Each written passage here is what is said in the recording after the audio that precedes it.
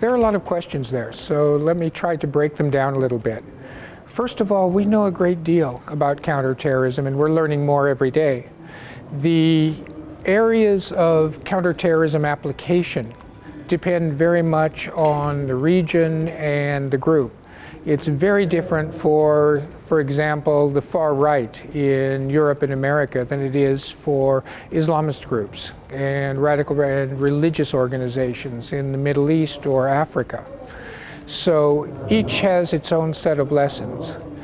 We know a couple of things that are important and universal. One is that terrorism responds to real problems, to real inequalities, real difficulties. So the very first level of countering terrorism is to counter the causes of terrorism. That's rarely done, but that is the ultimate prescription. 2, to have knowledge of the groups, and 3, to combat what is false with what is true. And the third part is often by far the most difficult.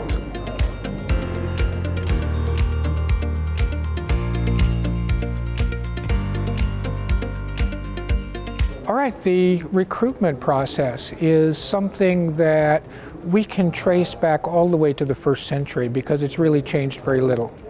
You find a population of the deprived on the one hand, and you find a population of what we would call the aspirational, those who are upwardly mobile, but their mobility is frustrated by lack of employment, lack of opportunities, or corruption in society. Those are the 2 groups that you most are aiming for. The disaffected do very little by themselves because their lives are a day-to-day struggle to survive. It is the upwardly mobile who will then become leaders and be able to bridge the gap between the disaffected and the group itself. So this goes back a very long way. There's nothing new about it, and governments know this very well.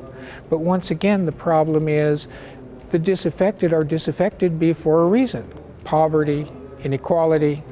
Each society has its own set of problems, and these are very rarely addressed, whether you're looking at societies in the Middle East, Africa, or for that matter, Europe or America.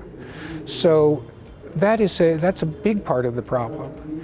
Second, in countering, you have to counter false narratives with true narratives. And governments, honestly, are not always good at that because government narratives are not always true themselves.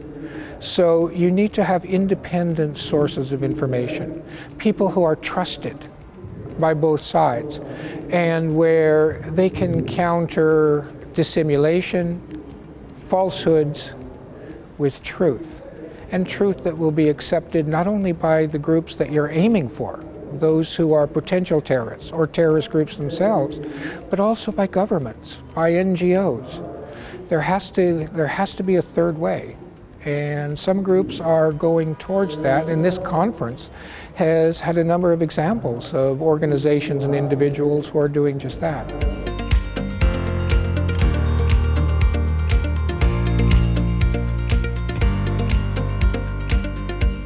That's a huge question. So again, let me break it down a little bit. In terms of countering terrorism, in the first place, the use of force is the go-to for most governments. And sometimes you need to do that. Groups, for example, like Daesh, groups like Al-Qaeda, they're not there to reason with you. But the use of force is of limited value when these groups are operating among populations or near population centers. The ultimate goal of any terrorist group from the very 1st century when modern terrorism appeared to the present day is 1, we are few.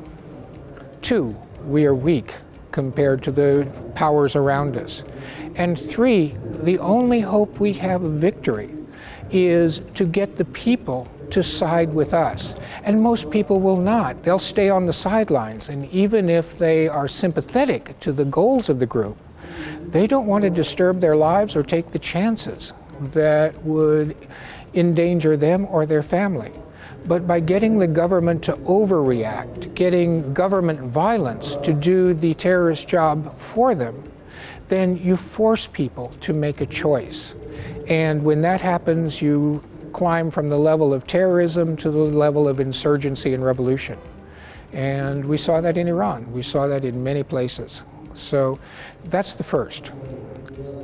How to counter, I think, was the second part of your question.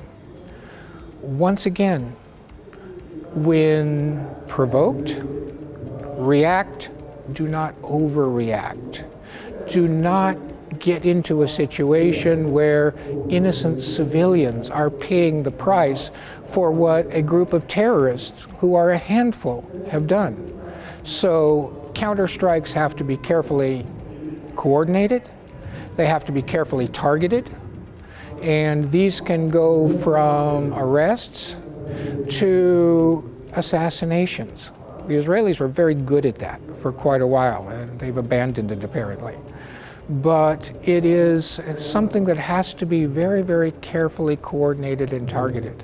At the same time, you have to have messaging which informs the public of what's going on and allows them not to make a choice. Say, okay, maybe I don't like the government, but these guys are dangerous. So why don't we just wait it out? And therefore, terrorism spreads only very slowly or not at all. So, part two.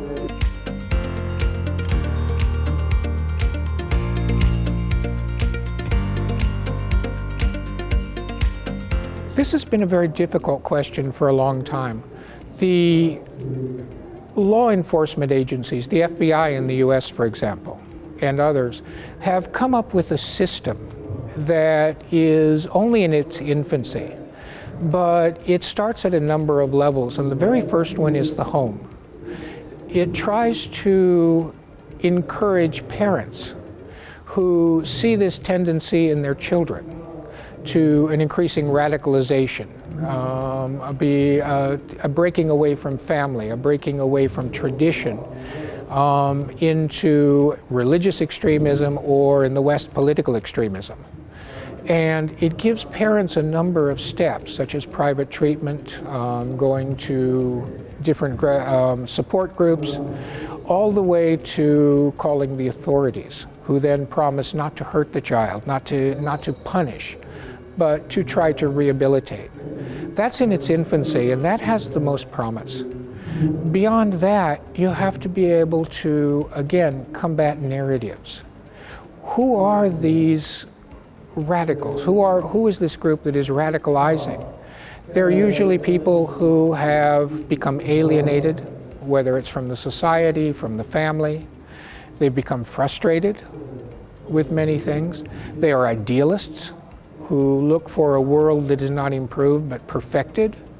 Or there are those who have given up on life and find the idea of death much more appealing than the idea of continuing with a life that is both painful and unfulfilling.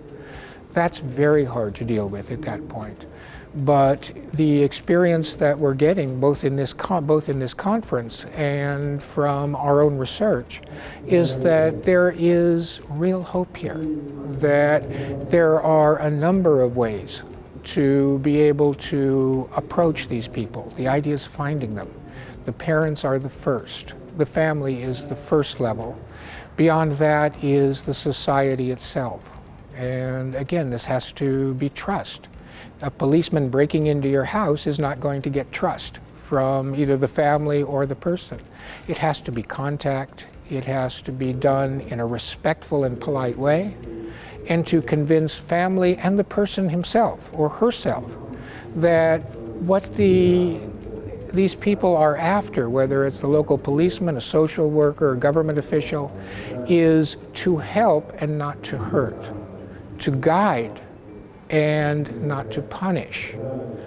To conclude this, long ago, the head of the Muslim Brotherhood, at a time when the Muslim Brotherhood was trying to go more mainstream, trying to become simply a parliamentary party in Egypt, had a really wonderful saying, which can still be used, whatever you think of the group. and that is we are teachers, not judges. And that is an ideal way of approaching both terrorist groups and also your own society. Teachers, not judges.